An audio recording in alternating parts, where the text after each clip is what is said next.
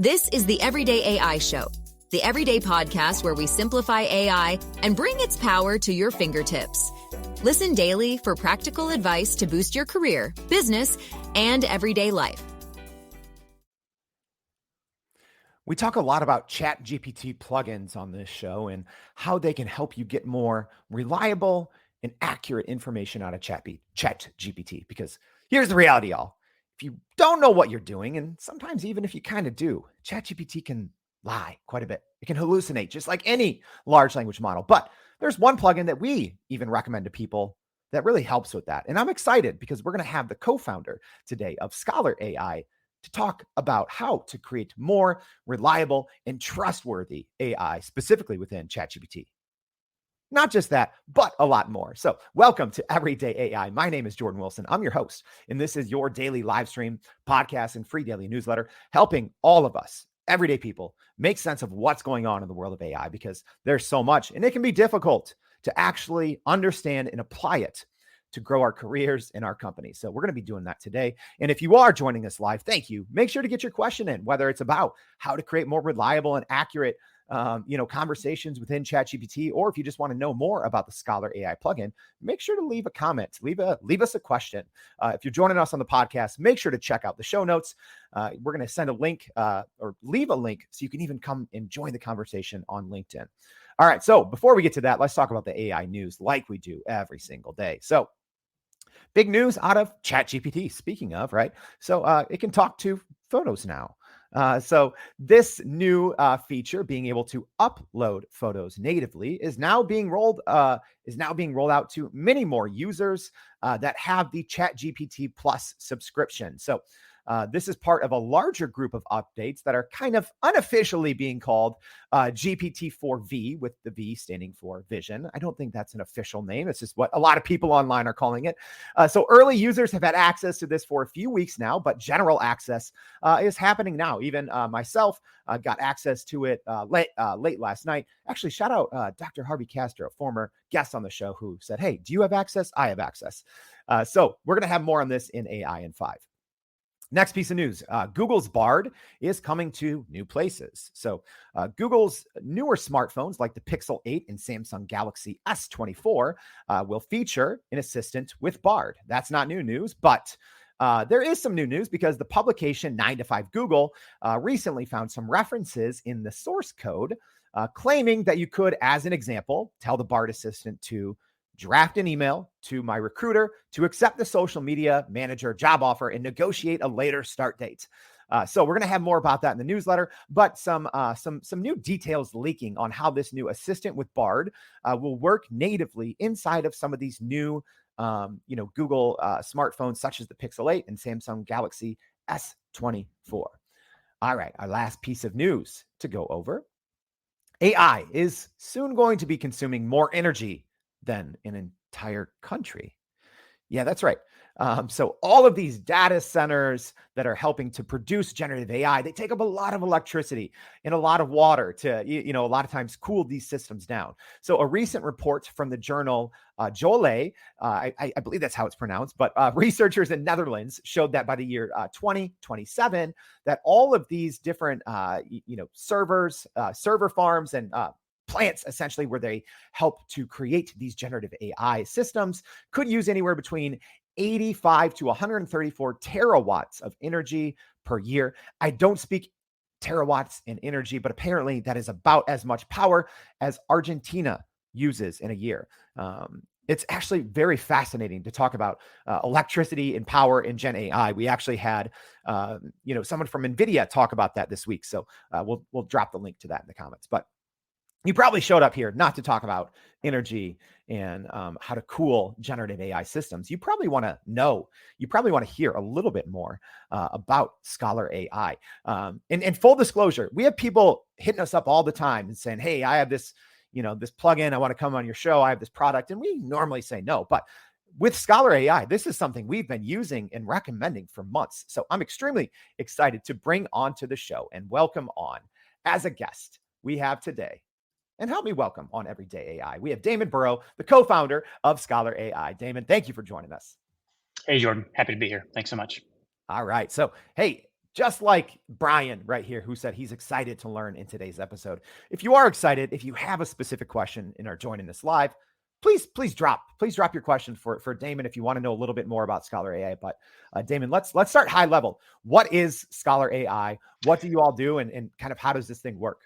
Yeah, excellent question. So at the very core, Scholar AI is building systems that infuse trust into large language models. And right now, that large language model is the GPT-4 transformer that powers ChatGPT. And we do that through some very specific applications. I'm very happy to dive into the specifics of any of that. But again, kind of remaining at the highest level, we essentially tether the AI generated output that comes out of ChatGPT to peer reviewed and publicly accessible scientific articles, databases, textbooks, etc. What that does is it significantly reduces, almost virtually eliminates hallucinations in general. It pulls information directly from those sources and it provides hyperlinks to those sources such that anybody using those generative AI systems can immediately follow up. They can ask more questions, those kinds of things. Longer term, we plan more applications outside of ChatGPT. So like Google Bard, like you mentioned earlier, we've got systems coming for that.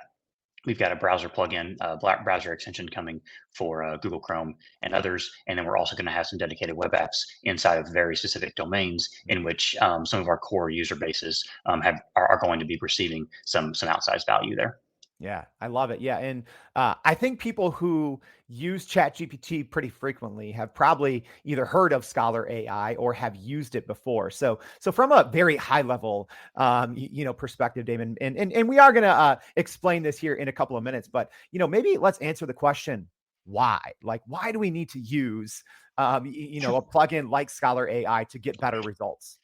Yeah, so I think in some cases you don't. I think the reality is so where some of the truly generative AI systems really shine through are for creative tasks. So if you're trying to write a new short story, or you're trying to write a new song, or design some sort of theatrical play or something like that, you don't really care if the output in that is grounded in what would be considered truth across the board, right? If you transition though into professional knowledge work, so think about you're a doctor trying to save somebody's life. Think about you're a CEO of a business trying to use the last bit of runway you have to either save your business or to expand into new domains, right? Think about a lawyer who is doing a patent search for a client of theirs, being able to express whether they are free to operate in those space. In those kinds of things, you must be accurate essentially with your use of AI. And so it's those times in which the systems that Scholar AI is building become essential. And again, the way that works is we essentially distill the creativity out of these generative AI systems a little bit, not completely, but just a little bit, just enough such that all the output that comes out of there is grounded in truth, as is kind of supported by the domain expertise, right? So basically, the way that this works in science, I can speak most thoughtfully towards that because I am a PhD student. I kind of live in this world every single day, right? The scientific literature that has gone through the peer-reviewed process is kind of the gold standard for the most up-to-date knowledge of across scientific literature. And so Scholar AI gives people who want to use the large language models to interact with these sources in a much more thoughtful, a much more rich way, access to that material, and so that their responses that come out of the AIs that they're using are again more accurate, more reliable, and then ultimately more transparent. Yeah. And, I think it's worth noting and maybe even hitting like rewind here a little bit, Damon, because if you are brand new, if you're listening and maybe you haven't really used ChatGPT a lot, or you're just a casual user, there's a couple important things to keep in mind. It has a knowledge cutoff. So if you're using the free version of ChatGPT, it has a knowledge cutoff of September 2021. If you're using the paid version, it has a knowledge cutoff of January 2022. But regardless, I guess there's two things that I kind of wanted to talk about here, Damon, and maybe to ask a question. So yeah, one, can Scholar AI give us, more recent knowledge, past that kind of cutoff date? And then two, can Scholar AI also just give us more specific and more fact-based things, even included in that knowledge, cutoff, just for more accurate and more specific citations? Are you still running in circles trying to figure out how to actually grow your business with AI? Maybe your company has been tinkering with large language models for a year or more, but can't really get traction to find ROI on Gen AI. Hey, this is Jordan Wilson, host of this very podcast. Companies like Adobe, Microsoft, and NVIDIA have partnered with us because they trust our expertise in educating the masses around generative AI to get ahead. And some of the most innovative companies in the country hire us to help with their AI strategy and to train hundreds of their employees on how to use Gen AI. So, whether you're looking for ChatGPT training for thousands or just need help building your front end AI strategy, you can partner with us too, just like some of the biggest companies in the world do. Go to youreverydayai.com/partner to get in contact with our team, or you can just click on the partner section of our website. We'll help you stop running in those AI circles and help get your team ahead and build a straight path to ROI on Gen AI. Yeah, so all excellent questions, and yes, you basically nailed it. So basically, the cutoff dates are September 21 or January 2022, depending on exactly which model that you're using. ScholarAI provides access to up-to-date information seemingly in real time. So as soon as the information is published, ScholarAI has access to it through our various API endpoints. Depending on which database you're pulling from, those usually get updated daily. Sometimes it can be twice a week, those kind of things. So in very short, yes, and then to your larger point of how we maintain accuracy across the sources, we basically go beyond not just the cutoff window, but also what is called the context window, or not the knowledge cutoff and the context window, rather. So we actually dissect that source material through some proprietary and trade secret algorithms that we developed, such that we can actually package more dense information into large language models, such that it can actually hold a larger breadth of information. Think about thousands of sources at a time in its kind of working memory, so to speak, such that it pulls directly from those sources rather than having to rely so much on its predictive capabilities, right? So we're playing less of a probabilistic game, much more of a information gathering game. And just that seems like a very timely response, because yesterday on the show, and we'll make sure to leave a link to that, we talked about like tokens and memory. So you're also saying even the way that ScholarAI processes information, it kind of takes up less of that token memory so it can retain knowledge longer.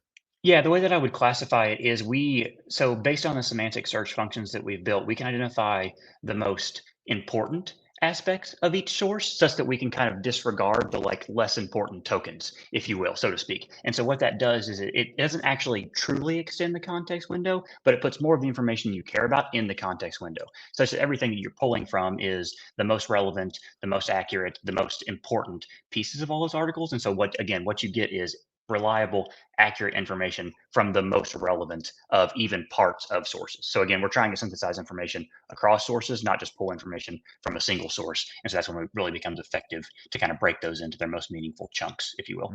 Yeah, absolutely. Hey, and for those, we have a lot of people here in the live stream. Let me know. Have you used ScholarAI? What do you like about it? What are things that you want to know? Because I'm going to ask Damon here in just a minute to kind of share his screen so we can take a look at this. But before we do that, Damon, let's talk a little bit more, because you said, hey, in the future, once some of these other large language models, officially release, plugin capability or third party, developers to be able to work within their models. But can you access ScholarAI right now without ChatGPT? Can you just log in and use it, or are there other use cases, I guess? Yeah, so the public cannot. We have a few kind of applications that are in their alpha or beta forms for specific, what I would consider professional co-pilots. So think about a lawyer doing the patent search, like that earlier as an example. The short answer to your question is no. Those things are coming down the pipeline.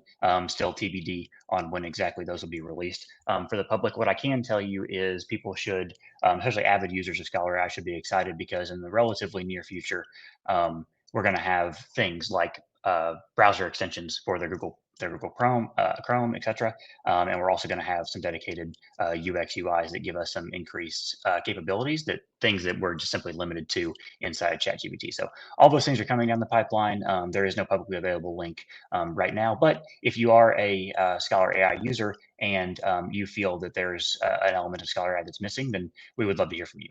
We've got a community of about 180,000 right now users, and a lot of us, we would like to engage with them and see if there's a gap that we can fill. So.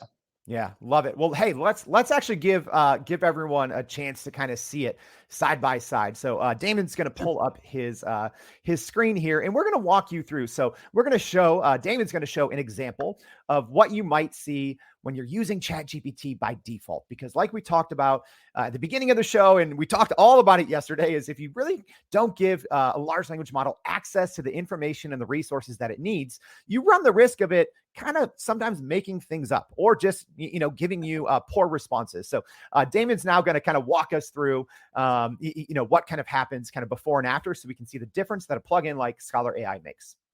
Yeah, thanks, Jordan. So it's incredibly well said. The one thing I will say is OpenAI is making ChatGPT, both the models 3.5 and 4, better all the time. And so it is getting better at just simply telling you when it can't do things rather than just making it up. But people still do need to be careful because the hallucinations still do happen, especially with the 3.5 model. But kind of jumping into this demo, what you're seeing here on screen is a prompt that I've used several times, which I'm asking the standard ChatGPT running the Transformer 3.5 to show me 3 new papers about recent advances in artificial intelligence. And unfortunately, it says it cannot do that. Some of that's because it doesn't have access to the internet in real time. And also it has a knowledge cutoff that is in September 2021. So it can't actually see anything that's happened beyond that. It tells you that you can use other academic search engines like Google Scholar, PubMed, etc. The problem there is that you can't actually then use the large language model to interact with those sources, right? So we don't want to just use this as a reference finder. We actually want to engage with that content. We want to read PDFs. We want to ask questions from that content. We really want to, get the knowledge out of that source material. We don't just want to simply find the material. And that's what those LLMs are so great at. So swapping over to a use case after ScholarAI, the plugin has been installed on the GPT-4 transformer. Here you can see a much different response. Same prompt. This is exactly copied and pasted one into the other. And here what we're seeing is 3 papers. I asked specifically for 3. You can ask for much more. I just wanted to do 3 just for the sake of time here in this kind of conversation. But what you're seeing here is papers with direct link to papers. And you can see here directly to your question earlier, Jordan, about the knowledge cutoff. So this paper came out in December of 2022, obviously well after both knowledge cutoffs, but given access to ChatGPT via the ScholarAI plugin.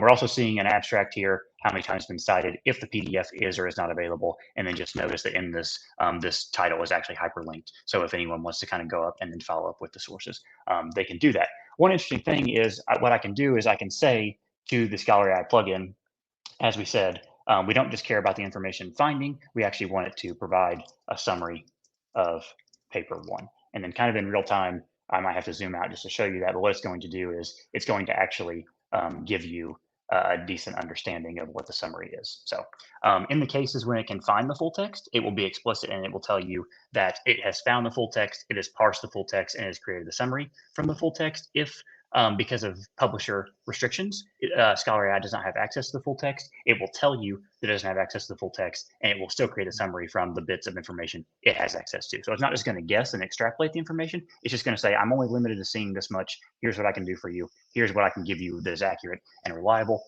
There's kind of your information. If you want more information, please follow up through the hyperlink. Yeah. I love it. And, I think Damon just did a great job of explaining, and if you're listening on the podcast again, come in, we'll leave a link so you can watch this, but, even just showing, in real time, it's fast, it's responsive, something that I love that I wish all plugins would do is always providing a link to read more to the original resource, because, when you talk about transparency, that's something that we always kind of worry about with large language models, because there's always that little seed of thought where you're like, all right, is this real? Is this a lie? So being able to have the link is great. Damon, like right away, I thought of a couple great use cases, right? So if you're trying to learn a new subject, this seems to really cut down the time.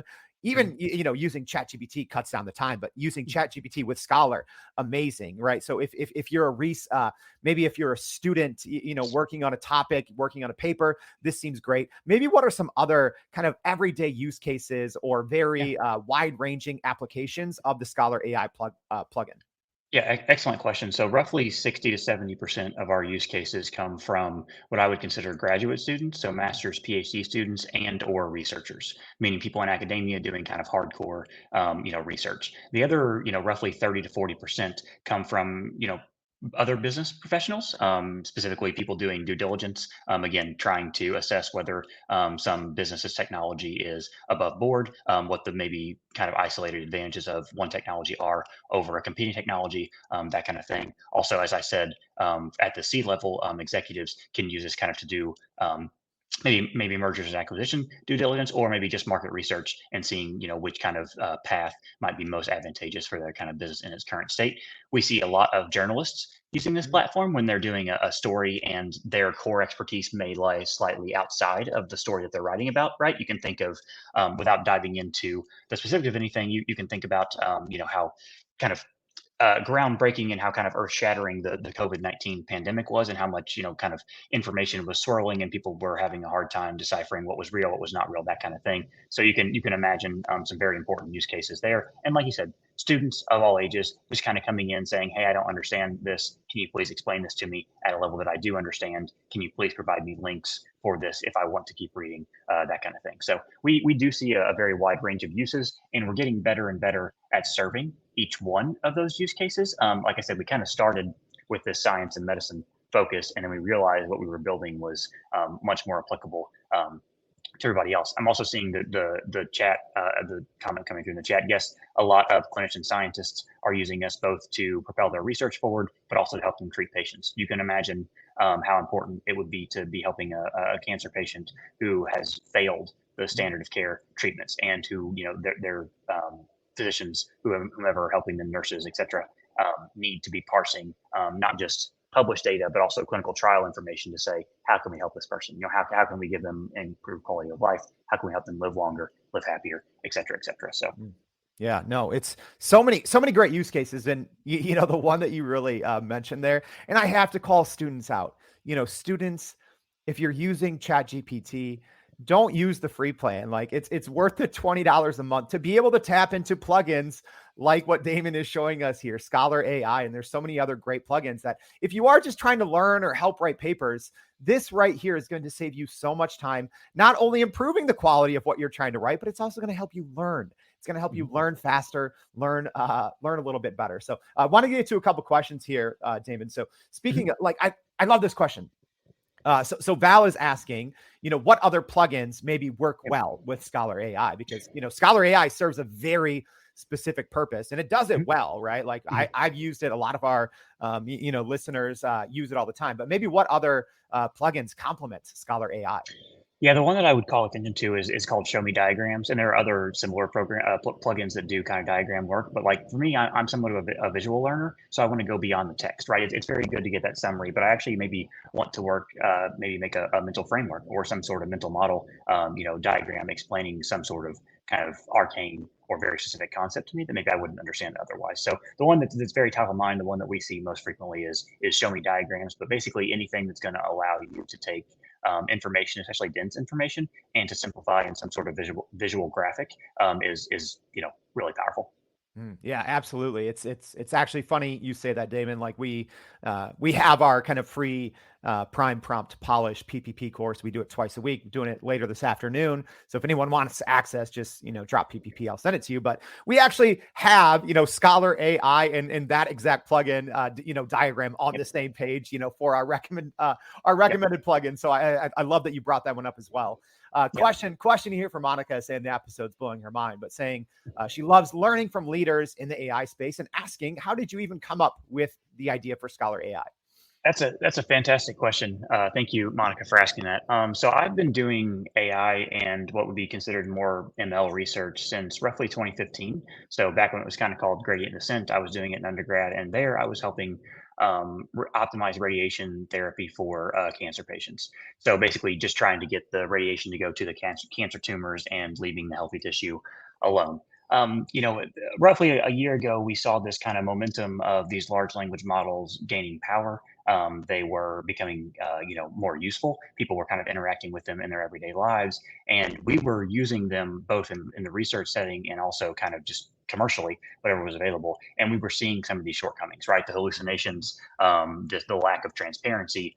In the very beginning, you would ask these large language models for sources, and rather than telling you they couldn't give you sources, they would just predict the text that was supposed to come next, and they would just make them up. So they would be real author names, not real people. They'd be real titles, not an actual title that's linked to a source, fake DOIs, et cetera, et cetera. And so we said, people are going to be using this in their professional lives, and they're going to be making important decisions based on this, and these systems are going to need guardrails or structural supports, if you will, that are going to make them ultimately useful for the things that we care most about. And again, ScholarAI emphasizes any use case in which the loss of life, the loss of revenue, or the loss of reputation is kind of occurring. And so you can think about fields like medicine, science and research, law, business, etc. But that's kind of how we came up with this. We saw the momentum of large language models becoming more useful, becoming more powerful, but we're still kind of being handicapped, if you will, by these shortcomings, and we saw a need to overcome these shortcomings. And we think it's going to be an evergreen problem, because even as some of these AI systems improve, there's always going to be this superabundance of sources, in which case you don't really want to be just pulling things randomly from the internet. You want these things to be context aware. You want the most relevant sources being pulled into your chats or into your AI agents in general. And so that's kind of where we hang our hat at ScholarAI. Yeah.